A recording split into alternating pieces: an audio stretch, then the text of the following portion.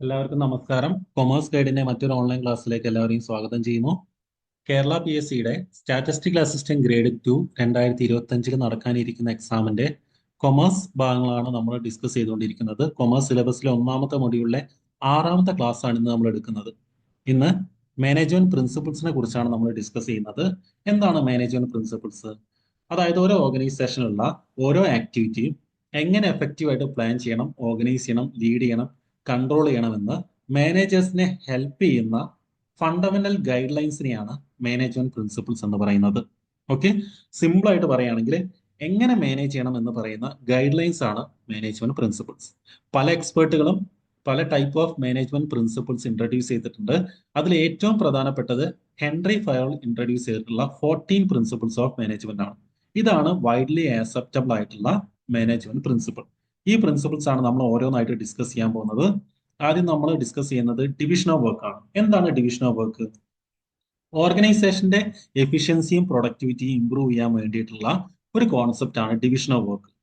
ഓർഗനൈസേഷന്റെ വലിയൊരു task smaller task ആയിട്ട് ഡിവൈഡ് ചെയ്യുകയും ഓരോ സ്മോളർ ടാസ്കും ഒരു സ്പെസിഫൈഡ് എംപ്ലോയിയെ കൊണ്ട് കണ്ടിന്യൂസ് ആയിട്ട് ചെയ്യിക്കുകയും ചെയ്യുന്ന പ്രോസസ്സിനെയാണ് ഡിവിഷൻ ഓഫ് വർക്ക് എന്ന് പറയുന്നത്. അപ്പൊ അതിലൂടെ ആ എംപ്ലോയി ആ ഒരു വർക്കിൽ അല്ലെങ്കിൽ ആ ഒരു ജോബിൽ സ്പെഷ്യലൈസ്ഡ് ആയിട്ട് മാറും.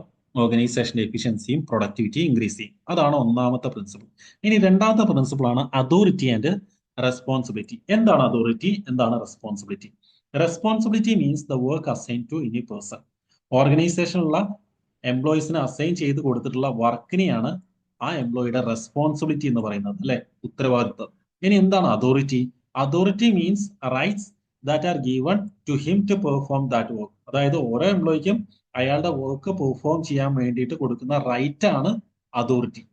ഓർഗനൈസേഷനിലുള്ള എല്ലാ എംപ്ലോയീസിനും റെസ്പോൺസിബിലിറ്റി ഉണ്ടാവും, അതോറിറ്റി ഉണ്ടാവും. ഇത് പ്രോപ്പർ ആയിട്ട് അസൈൻ ചെയ്ത് കൊടുക്കണമെന്നാണ് രണ്ടാമത്തെ പ്രിൻസിപ്പിൾ പറയുന്നത്.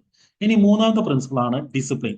ഓർഗനൈസേഷനിലുള്ള ഓരോ എംപ്ലോയിയും ഓർഗനൈസേഷന്റെ റൂൾസും എഗ്രിമെന്റ്സും ഒക്കെ മസ്റ്റ് ആയിട്ട് ഫോളോ ചെയ്യണം എന്ന് പറയുന്ന പ്രിൻസിപ്പിൾ ആണ് ഡിസിപ്ലിൻ.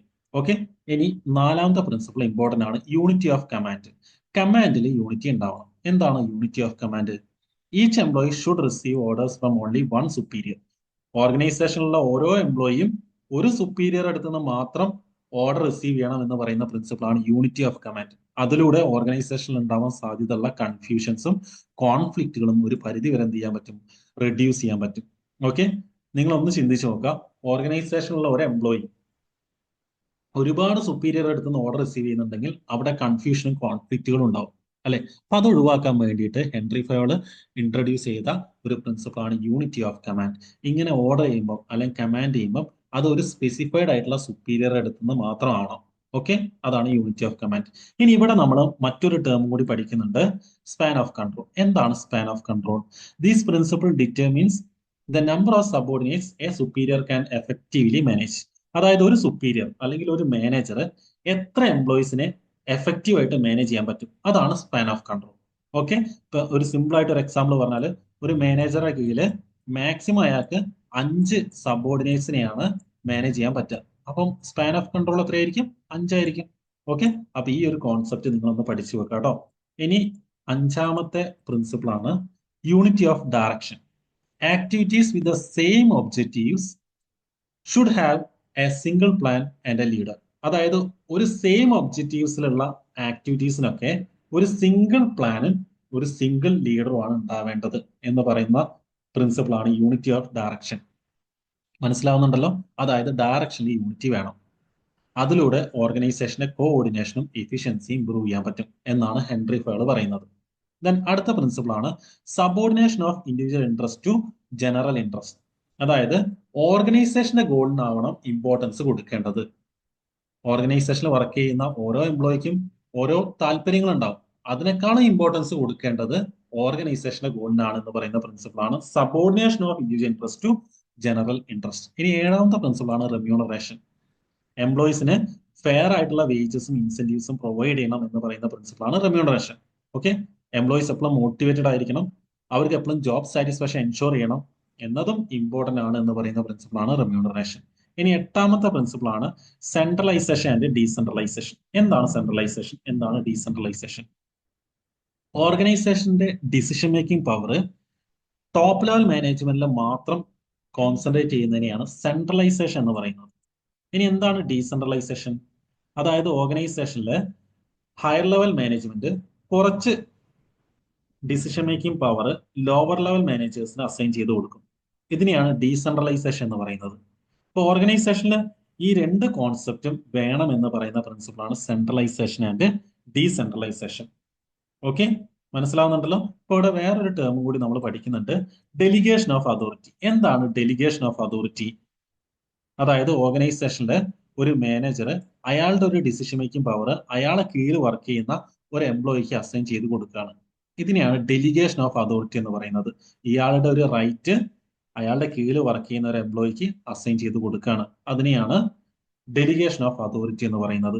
ഓക്കെ, അത് ഡീസെൻട്രലൈസേഷന്റെ ഭാഗമാണ് കേട്ടോ. ക്ലിയർ ആവുന്നുണ്ടല്ലോ. ദെൻ അടുത്ത പ്രിൻസിപ്പിൾ ആണ് സ്കാലർ ചെയിൻ. ഇമ്പോർട്ടന്റ് ആണ് കേട്ടോ സ്കാലർ ചെയിൻ. ഓർഗനൈസേഷനിൽ ഒരു ക്ലിയർ ലൈൻ ഓഫ് അതോറിറ്റി വേണം എന്ന് പറയുന്ന പ്രിൻസിപ്പിളാണ് സ്കാലർ ചെയിൻ. ഓർഗനൈസേഷനിലുള്ള ഓരോ കമ്മ്യൂണിക്കേഷനും ഒരു സ്ട്രക്ചേർഡ് ആയിട്ടുള്ള ഹൈറാർക്കിയിലൂടെ ആവണം എന്ന് പറയുന്ന കോൺസെപ്റ്റ് ആണ് സ്കാലർ ചെയിൻ. ഓക്കെ, അത് കൂടുതൽ മനസ്സിലാകാൻ വേണ്ടിയിട്ട് നിങ്ങൾ ഈ പിക്ചറിലേക്ക് ഒന്ന് നോക്കുക.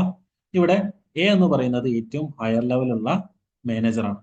അയാളെ കീഴിൽ ഒരുപാട് ഡിപ്പാർട്ട്മെന്റ്സ് ഉണ്ട്. ബി എന്ന് പറയുന്ന ഒരു ഡിപ്പാർട്ട്മെന്റ് ആണ്, ടി മറ്റൊരു ഡിപ്പാർട്ട്മെന്റ് ആണ്, എഫ് മറ്റൊരു ഡിപ്പാർട്ട്മെന്റ് ആണ്, സി മറ്റൊരു ഡിപ്പാർട്ട്മെന്റ് ആണ്, ഇ മറ്റൊരു ഡിപ്പാർട്ട്മെന്റ് ആണ്, ജി മറ്റൊരു ഡിപ്പാർട്ട്മെന്റ് ആണ്. ഇപ്പോൾ എഫ് എന്ന് പറയുന്നത് ഏറ്റവും ലോവർ ലെവലുള്ള ഒരു ഡിപ്പാർട്ട്മെന്റ് ആണ്. എഫ് എന്ന് പറയുന്ന ഈ ഒരു ഡിപ്പാർട്ട്മെന്റിലെ എംപ്ലോയീസിന് എ എന്ന് പറയുന്ന മാനേജറോട് എന്തെങ്കിലും കമ്മ്യൂണിക്കേറ്റ് ചെയ്യണമെങ്കിൽ ആദ്യം ആരോട് കമ്മ്യൂണിക്കേറ്റ് ചെയ്യണം? ഡിനോട് കമ്മ്യൂണിക്കേറ്റ് ചെയ്യണം അല്ലെ? ഡി ആരോട് കമ്മ്യൂണിക്കേറ്റ് ചെയ്യണം? ബിനോട് കമ്മ്യൂണിക്കേറ്റ് ചെയ്യണം. ഇനി ബി ആണ് എന്ത് ചെയ്യുന്നത്? അത് എ ആയിട്ട് കമ്മ്യൂണിക്കേറ്റ് ചെയ്യുന്നത്. ഇപ്പൊ ഓർഗനൈസേഷനിലെ ഓരോ കമ്മ്യൂണിക്കേഷനും ഈ ഒരു ലൈൻ ഓഫ് അതോറിറ്റിയിലൂടെ മൂവ് ചെയ്യണം എന്ന് പറയുന്ന കോൺസെപ്റ്റ് ആണ് സ്കാലർ ചെയിൻ. ഓക്കെ, അപ്പൊ ഇവിടെ സ്കാലർ ചെയിനിന് ഒരു പ്രോബ്ലം ഉണ്ട്. ഇപ്പം എഫ് എന്ന് പറയുന്ന ഒരു ഡിപ്പാർട്ട്മെന്റ് ആണ്, ജി എന്ന് പറയുന്നത് മറ്റൊരു ഡിപ്പാർട്ട്മെന്റ് ആണ്. അപ്പൊ സ്കാലർ ചെയിൻ പ്രകാരം ഇവർ തമ്മിൽ കമ്മ്യൂണിക്കേറ്റ് ചെയ്യണമെങ്കിൽ ഇവിടെ ഒരു ടൈം കൺസ്യൂമിംഗ് ആയിട്ടുള്ള ഒരു പ്രോസസ് ആയിട്ട് അത് മാറും അല്ലെ? എഫ് ആദ്യം ഡിനോട് കമ്മ്യൂണിക്കേറ്റ് ചെയ്യും, ഡി അത് ബിനോട് കമ്മ്യൂണിക്കേറ്റ് ചെയ്യും, ബി എനോട് കമ്മ്യൂണിക്കേറ്റ് ചെയ്യും, എ തിരിച്ച് സിനോട് കമ്മ്യൂണിക്കേറ്റ് ചെയ്യും, സി ഇനോട് കമ്മ്യൂണിക്കേറ്റ് ചെയ്യും, ഇ ജിനോട് കമ്മ്യൂണിക്കേറ്റ് ചെയ്യും അല്ലെ? അപ്പൊ ഇത്തരത്തിലുള്ള ഒരു ഡിഫിക്കൽട്ടി ഒഴിവാക്കാൻ വേണ്ടിയിട്ട് ഹെൻറി ഫയോഡ് സജസ്റ്റ് ചെയ്ത ഒരു കോൺസെപ്റ്റ് ആണ് ഗാങ് പ്ലാങ്ക്. എന്താണ് gang plank? Gang plank allows direct communication between employees at same level but in different department without following full hierarchy. അതായത് ഓർഗനൈസേഷനിലുള്ള സെയിം ലെവൽ ഓഫ് എംപ്ലോയീസ് ആണ്, പക്ഷെ ഡിഫറെന്റ് ഡിപ്പാർട്ട്മെന്റ്സ് ആണ്. ഇവർ തമ്മിൽ കമ്മ്യൂണിക്കേഷന് വേണ്ടിയിട്ട് അലോ ചെയ്യുന്ന ഒരു പ്രിൻസിപ്പിൾ ആണ് ഗാങ് പ്ലാങ്ക്. ഉദാഹരണമായിട്ട് നിങ്ങൾ നോക്കൂ, എഫ് എന്ന് പറയുന്നതും ജി എന്ന് പറയുന്നതും ഒരേ ലെവൽ ഓഫ് ഡിപ്പാർട്ട്മെന്റ് ആണ്, പക്ഷെ ഇവർ തമ്മിൽ കമ്മ്യൂണിക്കേറ്റ് ചെയ്യുന്നത് സ്കാലർ ചെയിൻ പ്രകാരം ഒരു ടൈം കൺസ്യൂമിംഗ് ആയിട്ടുള്ള പ്രോസസ്സാണ്. അപ്പൊ അത് ഒഴിവാക്കാൻ വേണ്ടിയിട്ട് ഡയറക്റ്റ് ആയിട്ടുള്ള കമ്മ്യൂണിക്കേഷന് അലോ ചെയ്യുന്നുണ്ട്. ഈ ഒരു കോൺസെപ്റ്റിനെയാണ് ഗാങ് പ്ലാങ്ക് എന്ന് പറയുന്നത്. മനസ്സിലായിട്ടുണ്ടാവുമല്ലോ അല്ലെ? അപ്പൊ ഈ രണ്ട് കോൺസെപ്റ്റും നിങ്ങളൊന്ന് നിർബന്ധമായിട്ടും ഓർത്തിരിക്കട്ടോ, എക്സാമിന് ചോദിക്കുന്നതാണ്. ദെൻ അടുത്ത പ്രിൻസിപ്പിൾ ആണ് ഓർഡർ. ഓർഗനൈസേഷനിൽ പല ടൈപ്പ് ഓഫ് റിസോഴ്സുകൾ ഉപയോഗിക്കുന്നുണ്ട് അല്ലെ? ഹ്യൂമൻ റിസോഴ്സ് ഉണ്ട്, മെറ്റീരിയൽ റിസോഴ്സ് ഉണ്ട്. ഇതൊക്കെ നല്ല രീതിയിൽ ഓർഗനൈസ് ചെയ്യണം. അതേപോലെ തന്നെ റൈറ്റ് പ്ലേസിലായിരിക്കണം ഇതൊക്കെ കീപ്പ് ചെയ്യേണ്ടത് എന്ന് പറയുന്ന പ്രിൻസിപ്പിളാണ് ഓർഡർ. ഓക്കെ, ദെൻ അടുത്ത പ്രിൻസിപ്പിളാണ് ഇക്വിറ്റി. ഓർഗനൈസേഷനിലുള്ള എല്ലാ എംപ്ലോയീസിനെയും ഫെയർ ആയിട്ട് ട്രീറ്റ് ചെയ്യണം. വർക്ക് പ്ലേസിൽ ഡിസ്ക്രിമിനേഷൻ പാടില്ല എന്ന് പറയുന്ന പ്രിൻസിപ്പിളാണ് ഇക്വിറ്റി. ദെൻ 12ാമത്തെ പ്രിൻസിപ്പിളാണ് സ്റ്റെബിലിറ്റി ഓഫ് ടെന്യൂർ. ഓർഗനൈസേഷനിലുള്ള എംപ്ലോയീസിന് ജോബ് സെക്യൂരിറ്റി പ്രൊവൈഡ് ചെയ്യണം. അതുപോലെ തന്നെ എംപ്ലോയീസ് ടേൺ ഓവർ റെഡ്യൂസ് ചെയ്യണം. എന്താണ് എംപ്ലോയീസ് ടേൺ ഓവർ?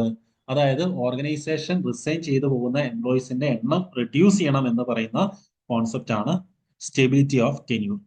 ദെൻ അടുത്ത പ്രിൻസിപ്പിൾ ആണ് ഇനീഷ്യേറ്റീവ്. അതായത് ഓർഗനൈസേഷനിലെ എംപ്ലോയീസിന് ഇനീഷ്യേറ്റീവ് എടുക്കാൻ വേണ്ടിയിട്ട് എൻകറേജ് ചെയ്യണം, അവരെ മോട്ടിവേറ്റ് ചെയ്യണം എന്ന് പറയുന്ന പ്രിൻസിപ്പിൾ ആണ് ഇനീഷ്യേറ്റീവ്. ദെൻ 14ാമത്തെ പ്രിൻസിപ്പിൾ ആണ് എക്സ്പിരിറ്റ് ഡി കോപ്സ്. എന്താണ് എക്സ്പിരിറ്റ് ഡി കോപ്സ്?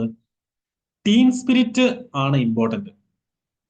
ഓർഗനൈസേഷനിലുള്ള ഒരു ഇൻഡിവിജ്വൽ ആയിട്ടുള്ള ആൾ ചെയ്യുന്നതിനേക്കാൾ എത്രയോ ബെറ്റർ ആയിട്ട് ഒരു ടീമിന് ചെയ്യാൻ പറ്റും എന്ന് പറയുന്ന പ്രിൻസിപ്പിൾ ആണ് എക്സ്പിരിറ്റ് ഡി കോപ്സ്.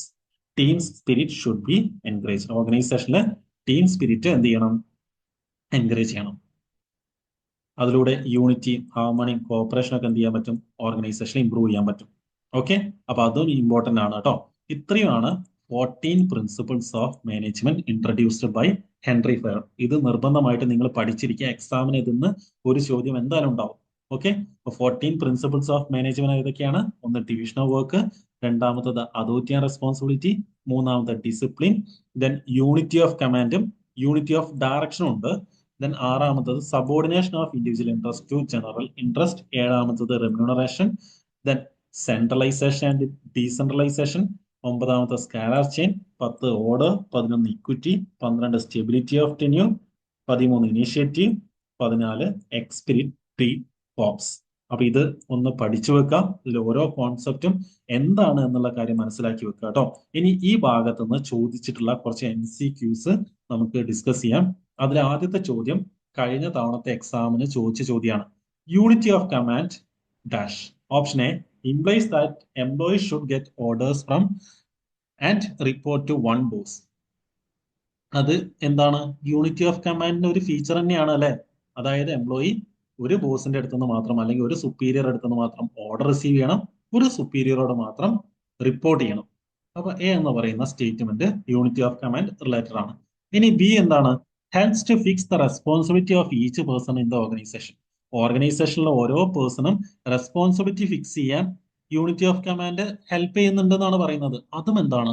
ശരിയായിട്ടുള്ള പോയിന്റ് ആണ് അല്ലെ. ഓക്കെ. ഇനി സി നോക്കൂ. State that subordinate should receive orders from all superior അല്ലെ. എല്ലാ സുപ്പീരിയർ അടുത്തുനിന്ന് ഓർഡർ റിസീവ് ചെയ്യുന്നതാണ് യൂണിറ്റി ഓഫ് കമാൻഡ് എന്നാണ് പറയുന്നത്. അത് തെറ്റാണ് അല്ലെ. അപ്പോൾ ഇവിടെ ശരിയായിട്ടുള്ള ആൻസർ ഏതാണ്? Both A and B. Option D ആണ് കറക്റ്റ് ആയിട്ടുള്ള ആൻസർ. മനസ്സിലാവുന്നുണ്ടല്ലോ. ഇനി രണ്ടാമത്തെ ക്വസ്റ്റ്യൻ നോക്കൂ. Which among the following statement related to scientific management is not correct? Scientific management related ആയിട്ടുള്ള ഒരു ക്വസ്റ്റ്യൻ ആണ്. ഓക്കെ. ഇവിടെ 4 ഓപ്ഷൻ തന്നിട്ടുണ്ട്. അതിൽ സയന്റിഫിക് മാനേജ്മെന്റ് റിലേറ്റഡ് അല്ലാത്ത സ്റ്റേറ്റ്മെന്റ് ഏതാണെന്നാണ് ഐഡന്റിഫൈ ചെയ്യാൻ പറഞ്ഞത്. ഒന്നാമത്തെ option applicable to shop floor level of a factory. അത് സയന്റിഫിക് മാനേജ്മെന്റ് റിലേറ്റഡ് ആണ് അല്ലെ. Then B helps to increase productivity. ഇതും സയന്റിഫിക് മാനേജ്മെന്റ് റിലേറ്റഡ് ആയിട്ടുള്ള സ്റ്റേറ്റ്മെന്റ് ആണ്. ഇനി മൂന്നാമത്തത് developed by observation and experimentation. ഇതും സയന്റിഫിക് മാനേജ്മെന്റ് റിലേറ്റഡ് ആയിട്ടുള്ള സ്റ്റേറ്റ്മെന്റ് ആണ്. ഇനി ഓപ്ഷൻ ഡി എന്താണ്? Unity of command is strictly followed. Scientific management unity of command എന്ത് ചെയ്യുന്നില്ല? സ്ട്രിക്ട്ലി ഫോളോ ചെയ്യുന്നില്ല. അപ്പൊ ഓപ്ഷൻ ഡി എന്താണ്? തെറ്റായിട്ടുള്ള സ്റ്റേറ്റ്മെന്റ് ആണ്. അപ്പോൾ ആൻസർ ആയിട്ട് വരുന്നത് ഏതാണ്? ഓപ്ഷൻ ഡി ആണ് അല്ലെ. നമുക്ക് സയന്റിഫിക് മാനേജ്മെന്റ് റിലേറ്റഡ് അല്ലാത്ത സ്റ്റേറ്റ്മെന്റ് ഐഡന്റിഫൈ ചെയ്യാനാണ് ചോദിച്ചത്. ഇനി മൂന്നാമത്തെ ചോദ്യം, which of the following is not one of Fayol's 14 principles of management. കണ്ടോ, ഈ രീതിയിലും ക്വസ്റ്റ്യൻസ് ചോദിച്ചിട്ടുണ്ട് കേട്ടോ. അതായത് ഹെൻറി ഫയലിന്റെ 14 പ്രിൻസിപ്പിൾസ് ഓഫ് മാനേജ്മെന്റ് നമ്മൾ കണ്ടു. അതിൽ വരാത്ത പ്രിൻസിപ്പിൾ ഏതാണെന്നാണ് ഐഡന്റിഫൈ ചെയ്യാൻ പറഞ്ഞത്. Option A division of work. ഇത് 14 പ്രിൻസിപ്പിൾസിൽ വരുന്നതാണ് അല്ലെ. യൂണിറ്റി ഓഫ് കമാൻഡ് അതും 14 പ്രിൻസിപ്പിൾസ് ഓഫ് മാനേജ്മെന്റിൽ വരുന്നതാണ്. സെൻട്രലൈസേഷൻ അതും 14 പ്രിൻസിപ്പിൾസിൽ വരുന്നതാണ്. എംപ്ലോയീസ് എംപവർമെന്റ് അങ്ങനെ ഒരു പ്രിൻസിപ്പിൾ നമ്മൾ പഠിച്ചിട്ടുണ്ടോ? ഇല്ല. അപ്പൊ അത് തെറ്റാണ് അല്ലെ. ഓപ്ഷൻ ഡി ആണ് ഇവിടെ കറക്റ്റ് ആയിട്ടുള്ള ആൻസർ. ഇപ്പൊ 14 പ്രിൻസിപ്പിൾസ് ഓഫ് മാനേജ്മെന്റ് നിർബന്ധമായിട്ട് എന്ത് ചെയ്യുക? പഠിച്ചിരിക്കുക. ദെൻ നാലാമത്തെ question, what does the principle of unity of direction emphasise? എന്താണ് യൂണിറ്റി ഓഫ് ഡയറക്ഷൻ പറയുന്നത് എന്നാണ് ചോദിച്ചത്. Option A employee should receive orders from only one superior. ഇത് യൂണിറ്റി ഓഫ് കമാൻഡ് ആണ് അല്ലെ, യൂണിറ്റി ഓഫ് ഡയറക്ഷൻ അല്ല. അപ്പൊ ഓപ്ഷൻ എ തെറ്റാണ്. Then option B all activities aimed at achieving the same objective should be directed by one managers. അത് ശരിയാണ് അല്ലെ. അതായത് ഒരു സെയിം ഒബ്ജക്റ്റീവ്സ് അച്ചീവ് ചെയ്യാൻ വേണ്ടിയിട്ടുള്ള എല്ലാ ആക്ടിവിറ്റീസിനും ഒരു സ്പെസിഫൈഡ് മാനേജർ ആണ് ഉണ്ടാവേണ്ടത് എന്ന് പറയുന്നത് എന്താണ്? യൂണിറ്റി ഓഫ് ഡയറക്ഷൻ ആണ് അല്ലെ. അപ്പൊ ഓപ്ഷൻ ബി ശരിയായിട്ടുള്ള സ്റ്റേറ്റ്മെന്റ് ആണ്. ഇനി option C employees should work as A team. അത് യൂണിറ്റി ഓഫ് ഡയറക്ഷൻ ആണോ? അല്ല. Then D management should focus on employees satisfaction. അത് യൂണിറ്റി ഓഫ് ഡയറക്ഷൻ റിലേറ്റഡ് ആണോ? അല്ല. അപ്പോൾ ഓപ്ഷൻ ബി ആണ് ശരിയായിട്ടുള്ള ആൻസർ. മനസ്സിലാവുന്നുണ്ടല്ലോ? ഓക്കെ. ദെൻ അടുത്ത ക്വസ്റ്റ്യൻ, അഞ്ചാമത്തെ ചോദ്യം, which principle of management suggest that employees should be treated with kindness and justice അല്ലെ. എംപ്ലോയീസ് കൈൻഡ്നസും ജസ്റ്റിസിലൂടെയും ട്രീറ്റ് ചെയ്യണം എന്ന് പറയുന്ന മാനേജ്മെന്റ് പ്രിൻസിപ്പിൾ ഏതാണെന്നാണ് ചോദിച്ചത്. ഓപ്ഷൻ എ ഇക്വിറ്റി ഉണ്ട്, option B discipline, option C esprit corps, option D initiatives. ഏതാണ്?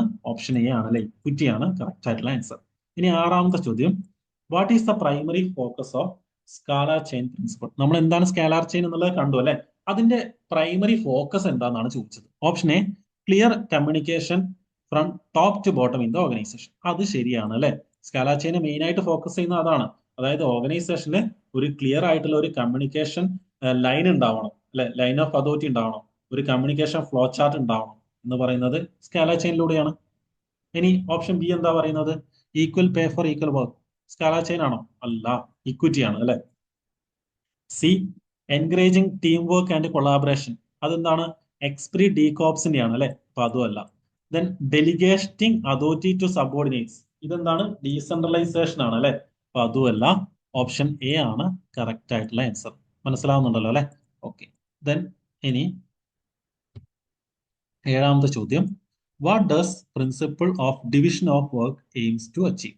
അതായത് നമ്മൾ division of work എന്നുള്ള പ്രിൻസിപ്പിൾ കണ്ടു. അതിന്റെ മെയിൻ ആയിട്ടുള്ള എയിം എന്താണ്? Option A specialisation and efficiency in task. Option B equal distribution of work load among employees. Option C encouraging team work and collaboration. Option D reducing the number of employees in the organisation. ഏതാണ്? Option A ആണ് correct ആയിട്ടുള്ള answer അല്ലെ. സ്പെഷ്യലൈസേഷനും എഫിഷ്യൻസിയും increase ചെയ്യാൻ വേണ്ടിയിട്ടാണ് division of work എന്നുള്ള principle Henri Fayol introduce ചെയ്തിട്ടുള്ളത്. ഓക്കെ. എട്ടാമത്തെ question, what is the main purpose of എക്സ്പിരിറ്റ് de corps? എന്താണ് എക്സ്പിരിറ്റ് ഡീകോപ്സിന്റെ meaning? Team work is superior than individual work അല്ലെ. ടീം സ്പിരിറ്റിനാണ് ഇമ്പോർട്ടൻസ് എന്ന് പറയുന്ന പ്രിൻസിപ്പിൾ ആണ് എക്സ്പിരിറ്റ് ഡീകോപ്സ്. അപ്പോൾ ഇവിടെ option A encourage team work and unity among employees. Option B to ensure fair treatment of employees. Option C to maintain discipline in the organisation. Option D to centralise decision making. ഇവിടെ correct ആയിട്ടുള്ള answer ഏതാണ്? Option A ആണ് അല്ലെ, to encourage team work and unity among employees. Okay. അപ്പോൾ ഈ ഭാഗത്ത് നിന്ന് നിങ്ങൾ നിർബന്ധമായിട്ടും 14 പ്രിൻസിപ്പിൾസ് ഏതൊക്കെയാന്ന് പഠിച്ചു വെക്കണം. 14 പ്രിൻസിപ്പിളിലെ ഓരോ പ്രിൻസിപ്പിളിന്റെയും കോൺസെപ്റ്റ് എന്താണെന്ന് നിങ്ങൾ അറിഞ്ഞിരിക്കണം. ഓക്കെ. അപ്പം ഇത്രയാണ് നമ്മൾ ഇന്നത്തെ ക്ലാസ്സിൽ പറയുന്നത്. നിങ്ങൾക്ക് ക്ലാസ് ഇഷ്ടമായിട്ടുണ്ടെങ്കിൽ നിങ്ങൾ ലൈക്ക് ചെയ്യുക. അതേപോലെ തന്നെ ഈ എക്സാം എഴുതുന്ന നിങ്ങളെ ഫ്രണ്ട്സിന് ക്ലാസ് ഷെയർ ചെയ്ത് കൊടുക്കുക. ചാനൽ സബ്സ്ക്രൈബ് ചെയ്തില്ലേ നിങ്ങൾ സബ്സ്ക്രൈബ് ചെയ്യുക. നമ്മൾ കൂടുതലായിട്ടും ഫ്രീ ക്ലാസ്സസ് ആണ് നിങ്ങൾക്ക് പ്രൊവൈഡ് ചെയ്യുന്നത്. ബാക്കി നമുക്ക് അടുത്ത ക്ലാസ്സിൽ നോക്കാം. Okay, thank you.